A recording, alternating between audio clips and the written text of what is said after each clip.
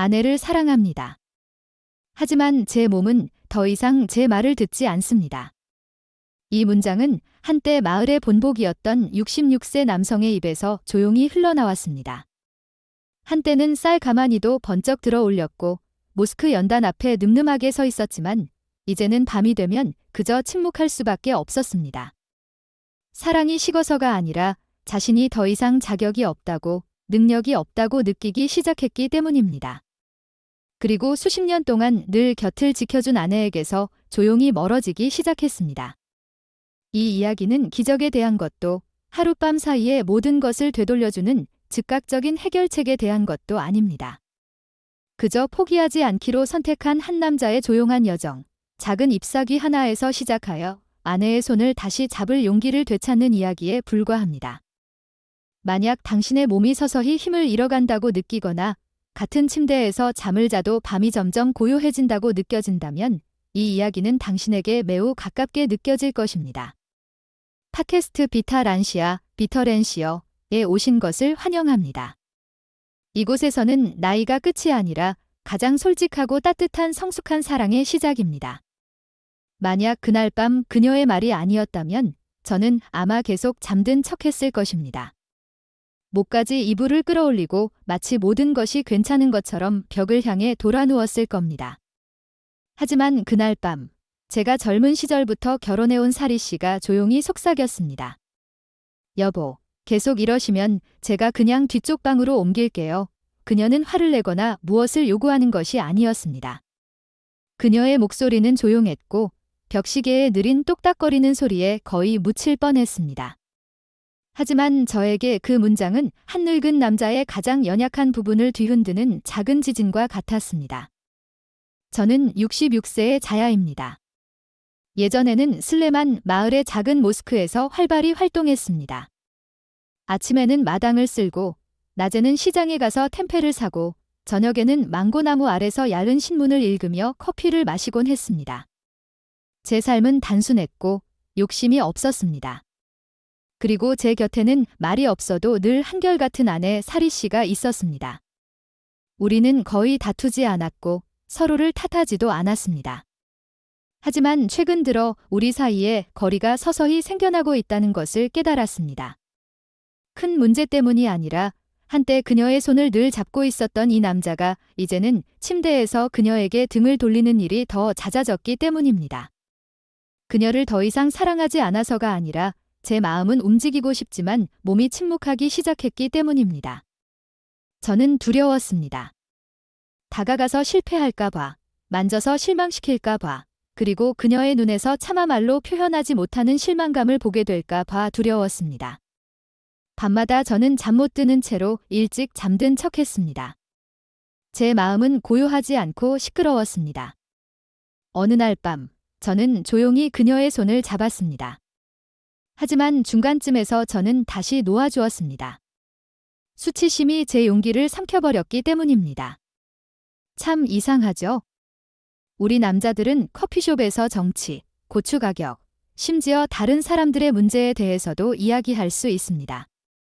하지만 가장 사적이고 가장 가까우며 가장 감동적인 문제에 대해서는 침묵을 택합니다. 저도 그랬습니다. 오랫동안 침묵했죠. 그러다 어느 날 제 어린 손녀 라니가 할머니에게 할아버지는 왜 요즘 잘 웃지 않으세요? 라고 묻는 것을 들었습니다. 그리고 그날 밤 저는 화장실에서 혼자 울었습니다. 아파서가 아니라 언제부터 제가 예전에 그렇게 자신감 넘치던 제 자신의 일부를 잃어버렸는지 알 수 없었기 때문입니다. 만약 이 이야기를 듣고 계신 당신도 저처럼 느껴본 적이 있다면, 아내에게 다가가는 것을 두려워한 적이 있다면, 만지려다 손을 거둔 적이 있다면, 수치심 때문에 침묵한 적이 있다면, 저는 동정을 구하려 이 글을 쓰는 것이 아니라는 것을 믿어주세요. 그저 당신이 혼자가 아니라고 말하고 싶을 뿐입니다. 그리고 조용했던 그 밤으로부터 우리는 다시 시작할 수 있습니다. 어디서부터 시작해야 할지 알기만 한다면요. 계속 들어보세요. 이 이야기는 저만의 이야기가 아니라 우리 모두의 이야기일지도 모릅니다. 솔직히 저는 모든 것이 아주 작은 것에서부터 시작될 줄은 몰랐습니다. 처음에는 잠에서 깰 때마다 허리에 오는 가벼운 통증이었습니다. 60대인데 당연하지라고 생각했죠. 그러다 밤중에 소변을 보고 싶은 느낌이 들기 시작했습니다. 때로는 한 번, 때로는 두 번, 하지만 저는 여전히 평범한 일이라고 생각했습니다. 오후에 단차를 마셔서 그런가 봐라고 사리 씨에게 웃으며 말했습니다. 하지만 속으로는 불안하기 시작했습니다. 매일 아침 저는 자전거를 타고 시장에 갔습니다. 보통 두부, 템페, 때로는 모링가 잎이나 고추를 사러 갔습니다. 하지만 몇 달 전부터 저는 멀리 페달을 밟고 싶지 않았습니다. 다리가 무겁게 느껴졌고 숨이 쉽게 찼습니다. 저는 사리 씨에게 대신 장을 보라고 부탁하기 시작했습니다. 예전에는 늘 제가 열정적으로 했었는데 말이죠. 늘 앉던 커피숍에서도 저는 예전처럼 대화에 끼지 않고 조용히 앉아 있었습니다. 가장 크게 느껴졌던 것은 새벽 예배를 알리는 아잔 소리를 들을 때였습니다. 예전에는 늘 힘차게 일어나 마당을 쓸고 샤워하고 가장 좋은 사롱을 입고 모스크에 갔습니다. 하지만 이제는 미루기 일쑤였고 때로는 아예 가지 않았습니다. 게을러서가 아니라 제 안에 무언가 변했다는 것을 느꼈기 때문이었습니다. 하지만 저는 그것을 설명할 수 없었습니다. 사리 씨는 그것을 알아차렸습니다. 제가 피곤하거나 몸이 좋지 않다고 말할 때마다 그녀는 조용히 고개를 끄덕였습니다. 하지만 저는 그녀의 마음이 궁금해하고 있다는 것을 알았고 그녀 역시 우리가 한때 가졌던 따뜻함을 그리워한다는 것을 알았습니다. 하지만 저는 너무 부끄러워서 이야기할 수 없었습니다. 저는 저를 바쁘게 만들려고 노력했습니다. 때로는 모스크 청소를 돕거나 집 뒤뜰에서 레몬그라스, 바질, 부추를 심는 등 텃밭을 가꾸기도 했습니다. 하지만 그마저도 피곤하게 느껴지기 시작했습니다. 저는 낮잠을 더 많이 잤고 예전만큼 많이 먹지도 않았습니다. 남은 것은 오직 고요한 뿐이었습니다. 어느 날 오후, 하지 압둘라의 집에서 열린 정기 성경 공부 모임에서 저는 구석에 앉았습니다. 저는 별다른 말 없이 그저 들었습니다. 그 자리에서 우리 동네에서 존경받는 리드완 이맘이 60세 이후 남성의 몸에 나타나는 징후에 대해 이야기했습니다. 그는 하나하나 열거했습니다. 깊이 잠들지 못하고 밤에 소변을 보려고 깨고 의욕이 없고 자신감이 떨어지며 아내에게서 멀어지기 시작하는 것. 저는 온몸이 굳는 것을 느꼈습니다. 그가 말한 모든 것이 바로 저였기 때문입니다. 마치 그가 제가 쓴 적 없는 일기장을 읽고 있는 것 같았습니다. 리드완 이맘은 계속해서 말했습니다. 많은 남성들이 의욕 저하나 피로감, 심지어 수치심이 그들의 몸이 관심을 필요로 한다는 신호일 수 있다는 것을 깨닫지 못합니다. 그리고 더 위험한 것은 그들이 침묵을 택한다는 것입니다. 저는 고개를 숙였습니다. 그리고 처음으로 혼자가 아니라고 느꼈습니다. 저는 마지막으로 진심으로 웃었던 때가 언제인지, 마지막으로 용기 있게 사리 씨를 안았던 때가 언제인지 기억하려고 애썼습니다. 저는 알 수 없었습니다. 제가 아는 것은 제 몸이 마음의 부름을 거부하기 시작한 이후로 제가 아무것도 아닌 것처럼 느껴지기 시작했다는 것이었습니다. 어느 날 밤, 사리 씨는 따뜻한 강황 음료를 한 잔 가져다 주었습니다. 예전부터 그녀가 늘 하던 습관이었습니다. 저는 조용히 고개를 끄덕이며 마셨습니다. 하지만 그날 밤, 저는 그녀의 얼굴을 더 자세히 보았습니다. 예전에는 없었던 미세한 주름들이 보였습니다. 그리고 이 여자도 저와 함께 늙어가고 있다는 것을 깨달았습니다. 하지만 그녀는 여전히 인내심을 갖고 충실했으며 차를 준비하고 물을 마시라고 상기시켜주고 제가 아프다고 불평할 때마다 제 어깨를 주물러 주었습니다. 그런데 왜 저는 그녀에게서 멀어졌을까요? 다음 날 아침, 저는 자전거를 타고 다시 마을을 돌아다니기 시작했습니다. 천천히 15분 동안만요. 아침 바람이 얼굴을 스치고 멀리서 닭 울음소리가 들려왔습니다. 제가 늘 가던 커피숍이 아직 문을 열었고 타로 씨가 커피를 내리고 있는 것을 보았습니다. 저는 들르지 않았습니다. 그저 지나가며 고개를 끄덕였습니다. 하지만 그 순간 저는 돌아갈 방법을 찾아야겠다고 다짐했습니다. 무엇인가를 증명하기 위함이 아니라 죄책감 없이 아내의 눈을 다시 바라볼 수 있도록 말입니다. 때때로 우리는 나이를 탓하느라 너무 바빠서 우리가 기꺼이 귀를 기울인다면 몸과도 대화할 수 있다는 것을 잊어버립니다. 그날 밤 저는 평소처럼 바로 잠자리에 들지 않았습니다. 사리 씨가 부엌을 정리하고 먼저 방에 들어간 후에도 저는 여전히 집 앞 대나무 의자에 혼자 앉아 있었습니다. 서늘한 바람이 코코 셔츠 소매 사이로 스며들었습니다. 하늘은 별들로 가득 차 있었습니다.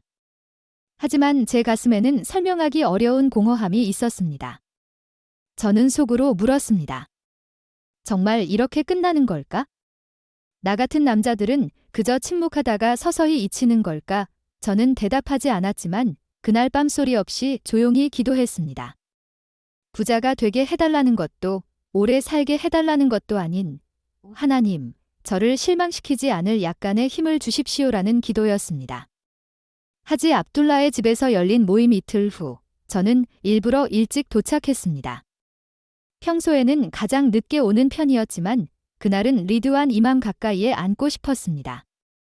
모임이 끝나고 사람들이 돌아가기 시작하자 저는 조용히 그에게 다가가 옆에 앉았습니다. 어떻게 시작해야 할지 몰라 그저 이렇게 말했습니다. 이맘님, 그날 남성들이 아내에게서 멀어지기 시작한다는 말씀, 제가 딱 그 지점에 있는 것 같습니다. 그는 놀라지 않았습니다. 그저 따뜻하게 웃으며 제 어깨를 두드려 주었습니다. 자야 씨, 당신은 혼자가 아닙니다. 그래서 제가 그 말씀을 드린 것입니다.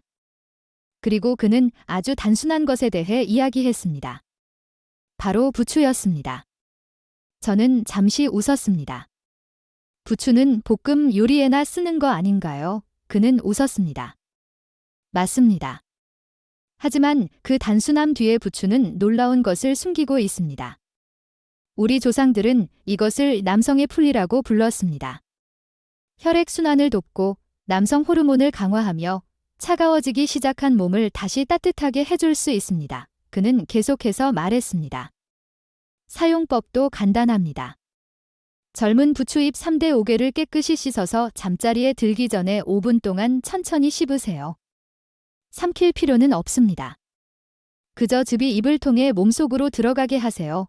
저는 조용히 있었습니다. 절반은 믿었고 절반은 의심했습니다. 하지만 제 머릿속에는 오직 한 문장만 있었습니다. 만약 이렇게 간단한 것이 도움이 된다면 왜 시도하지 않겠는가? 그날 오후 저는 뒤뜰 부엌으로 들어갔습니다. 작은 창문 옆에는 사리 씨가 소토, 전통 수프, 나 라면을 끓이기 위해 심어놓은 부추가 무성하게 자라고 있었습니다. 저는 가장 싱싱하고 어린 잎 5개를 따서 깨끗이 씻은 다음 깨끗한 천으로 싸서 코코 셔츠 주머니에 넣었습니다. 그날 밤 저는 다시 대나무 의자에 앉았습니다. 부드러운 바람이 얼굴을 스쳤습니다. 저는 부추잎을 꺼내 천천히 씹기 시작했습니다. 처음에는 약간 썼지만 생각했던 것만큼 나쁘지는 않았습니다. 저는 아무에게도 말하지 않았습니다. 사리 씨조차 몰랐습니다. 부추를 씹는 동안 저는 아내와 함께했던 모든 추억을 다시 떠올렸습니다. 우리가 처음 이 집으로 이사 왔을 때, 첫 아이가 태어났을 때, 제가 아파서 병원에 있을 때, 그녀가 밤새도록 제 곁을 지켰을 때, 그리고 우리 둘이 테라스에 앉아 손녀와 함께 별을 세던 때, 이제 저는 단 한 가지만을 원했습니다. 그저 다시 한 집에서 사는 사람이 아니라 남편으로서의 용기를 되찾고 싶었습니다. 부추 잎을 3일 밤 씹은 후 저는 제 몸이 달라지기 시작했다는 것을 느꼈습니다. 모든 것이 즉시 나아졌다고 말할 수는 없지만 따뜻함을 느끼기 시작했습니다. 단순히 몸의 온기가 아니라 가슴의 따뜻함이었습니다.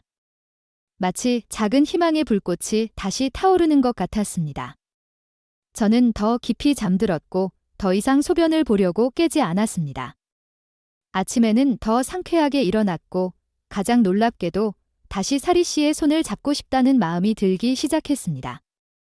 4번째 밤, 우리가 나란히 누워있을 때 저는 조용히 다가갔습니다. 그녀의 손을 잡고 꼭 쥐었습니다. 그녀는 잠시 놀랐지만 거부하지 않았습니다. 저는 조용히 말했습니다. 미안해. 그동안 너무 침묵했지. 사리 씨는 잠시 침묵하다가 제 손을 마주 잡았습니다.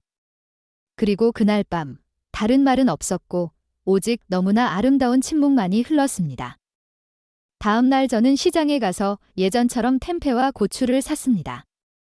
야채 파는 스리 양과 인력 거꾼 아나스 씨에게 인사를 건넸고 잠시 브라스트린의 가게에 들러 생강을 샀습니다. 저는 가득 찬 봉투와 가벼운 마음으로 집으로 돌아왔습니다. 부추가 마법 같아서가 아니라 제가 무언가를 시작했다고 느꼈기 때문입니다. 저는 큰 결과나 즉각적인 기적을 바라지 않았습니다. 그저 매일 아침 일어나 제가 여전히 사랑할 수 있고 노력할 수 있다는 것을 알고 싶었습니다. 때때로 우리에게 가장 필요한 것은 값비싼 약이나 복잡한 처방이 아니라 비록 집 뒤뜰에 있는 작은 잎사귀 하나일지라도 시작할 용기입니다.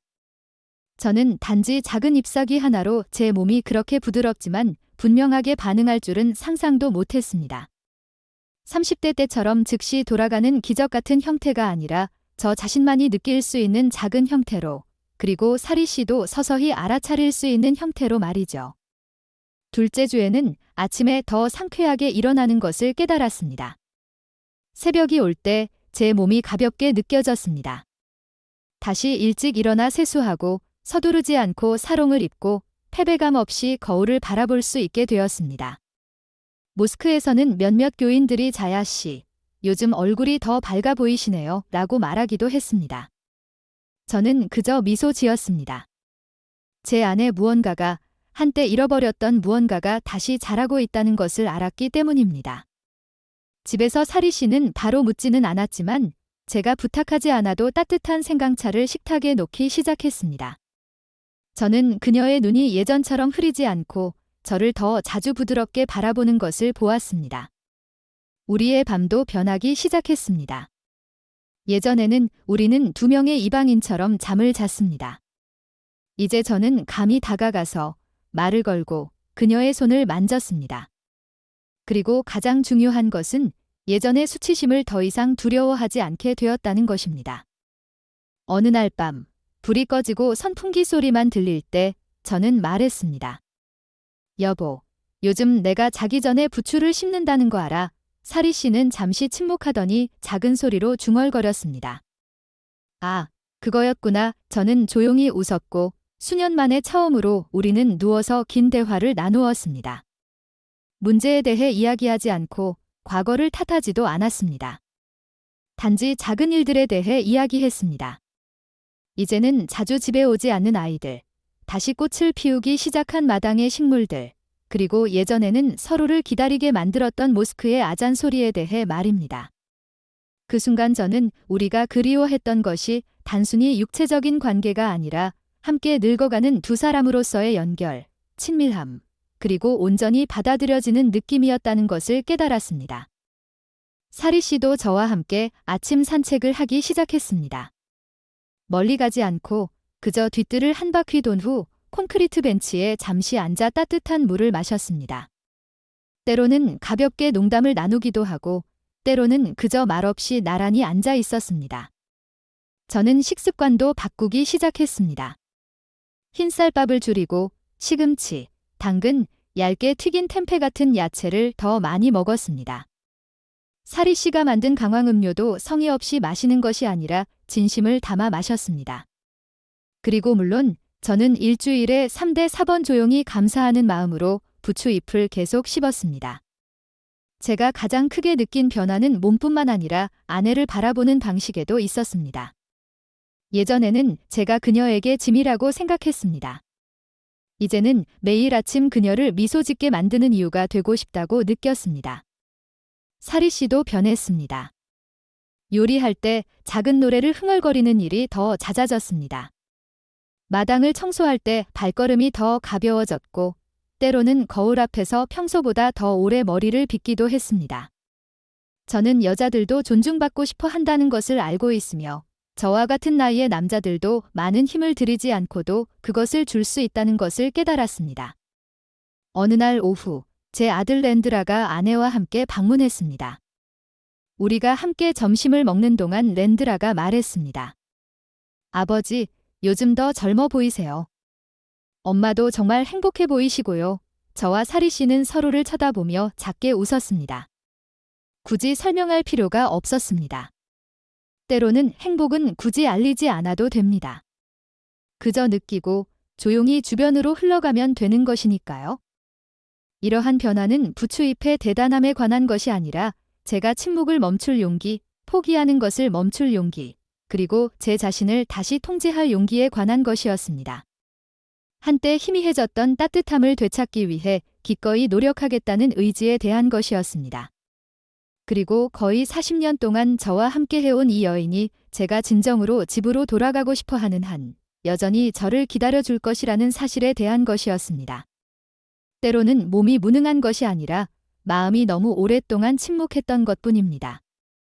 그리고 그 마음이 움직이기 시작할 때 몸은 우리가 결코 예상하지 못했던 방식으로 따르게 됩니다. 저는 정확히 언제 제가 남편으로서의 자신감을 잃었는지 모릅니다. 아마 이 몸이 예전처럼 강하지 않다고 느끼기 시작했을 때, 또는 사랑해서가 아니라 실망하고 실망시킬까봐 두려워 멀어지기 시작했을 때였을 것입니다. 하지만 이 모든 일을 겪고 나서 제가 배운 한 가지는 이것입니다. 결혼 생활은 누가 가장 강한가에 관한 것이 아니라 누가 가장 진심으로 버티고 싶은가에 관한 것입니다. 저와 사리 씨는 완벽한 커플이 아닙니다. 달콤한 말을 많이 하지 않고 낭만적인 애칭으로 서로를 부른 적도 없습니다. 하지만 저는 늘 그녀가 제가 잠들기 전에 따뜻한 차를 만들어준다는 것을 알고 있었습니다. 그녀는 제가 감기에 걸릴 때마다 늘 카유프티 오일, 유칼립투스 오일을 발라주었습니다. 그리고 그녀는 시계가 멈추거나 슬리퍼 한 짝을 잃어버리는 것 같은 사소한 일에 대해서만 이야기해도 조용히 귀를 기울여 주었습니다. 이제 저는 제 방식대로 그 모든 것에 보답하려고 노력하고 있습니다. 저는 예전처럼 혼자 쌀 가마니를 나르던 강한 자야가 아닙니다.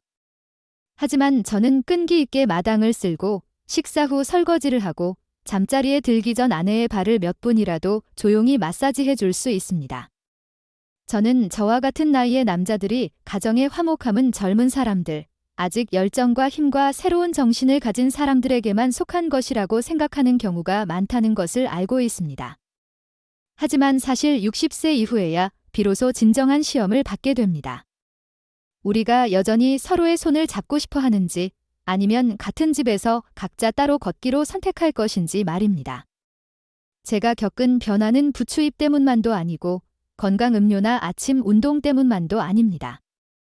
그것은 이 몸을 보살필 수 있고 이 자신감을 다시 키울 수 있으며 사랑은 흙이 나이 때문에 갈라진 것처럼 보일 때조차 다시 물을 줄 수 있다는 것을 제가 믿기 시작했기 때문입니다.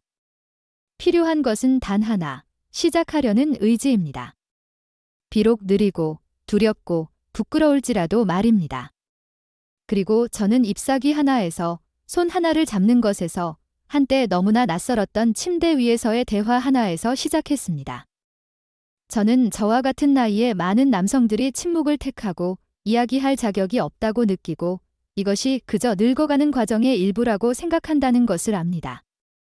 하지만 저는 늙는다는 것이 돌보는 것을 멈추고 주는 것을 멈추고 고요해지기 시작한 집을 다시 따뜻하게 만들려는 노력을 멈추는 것을 의미하지 않는다고 말하고 싶습니다. 저는 저 자신을 거창한 일들로 증명할 필요가 없습니다. 그저 아내가 아침에 눈을 떴을 때 미소 짓게 만드는 것만으로 충분합니다. 그저 그녀가 좋아하는 드라마를 나란히 앉아 보는 것만으로 충분합니다. 더 이상 어색함 없이 서로를 바라볼 수 있는 것만으로 충분합니다. 이제 제 옆에서 잠든 사리 씨의 얼굴을 바라볼 때 저는 아직 늦지 않았다는 것을 압니다. 아직 시간이 있고 희망이 있고 제가 보살필 수 있는 사랑이 남아 있습니다. 비록 예전처럼 쉽지는 않지만 말입니다. 10년 뒤에 무슨 일이 일어날지 저는 모릅니다. 하지만 오늘 저는 제가 침묵하지 않기로 선택했다는 것에 감사합니다. 그리고 저는 제가 강해서가 아니라 계속해서 노력하는 충실함으로 그녀가 자랑스러워할 만한 남편이 될 수 있다는 것을 압니다. 왜냐하면 화목함을 지키는 것은 완벽함에 관한 것이 아니라 가장 단순한 것들을 통해서라도 온 마음으로 함께하는 것에 관한 것이기 때문입니다. 만약 이 여정에서 제가 한 가지를 공유할 수 있다면 그것은 우리가 잃어버렸다고 생각했던 것이 사실은 우리가 조용히 진심으로 다시 인사하기를 기다리고 있었다는 것입니다. 사랑처럼, 자신감처럼, 그리고 오랫동안 잡지 않았지만 조용히 충실히 기다리고 있는 배우자의 손처럼 말입니다. 만약 이 이야기까지 듣고 계시다면 저는 당신의 마음속에도 싸우고 있는 무언가가 있다고 믿습니다. 어쩌면 당신의 배우자일 수도 있고, 당신 자신일 수도 있고, 나이가 들었어도 여전히 당신이 조용히 안아주고 싶은 누군가일 수도 있습니다. 저는 당신이 무엇을 겪고 있는지 모릅니다. 하지만 이 이야기가 당신에게 감동을 주었다면, 그 일부가 당신 자신의 이야기처럼 느껴진다면 댓글에 한 문장을 남겨주세요. 길 필요도 없고 완벽할 필요도 없습니다. 하지만 당신의 오늘 한마디가 다른 누군가가 혼자가 아니라고 다시 믿게 할 수도 있습니다. 그리고 따뜻하고 솔직하며 영혼을 울리는 이런 이야기들을 계속 듣고 싶으시다면 팟캐스트 비타란시아가 항상 당신을 위해 있을 것입니다. 구독 버튼을 누르고 알림을 켜고 이 이야기를 당신이 사랑하는 사람들에게 공유해주세요.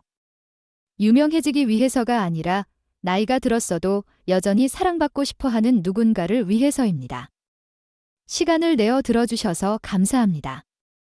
오늘 밤 다시 잡는 손이 있고 다시 받아들여진다고 느끼는 마음이 있고 마침내 조용히 속삭일 수 있는 몸이 있기를 바랍니다. 저는 아직 사랑하는 것을 끝내지 않았습니다.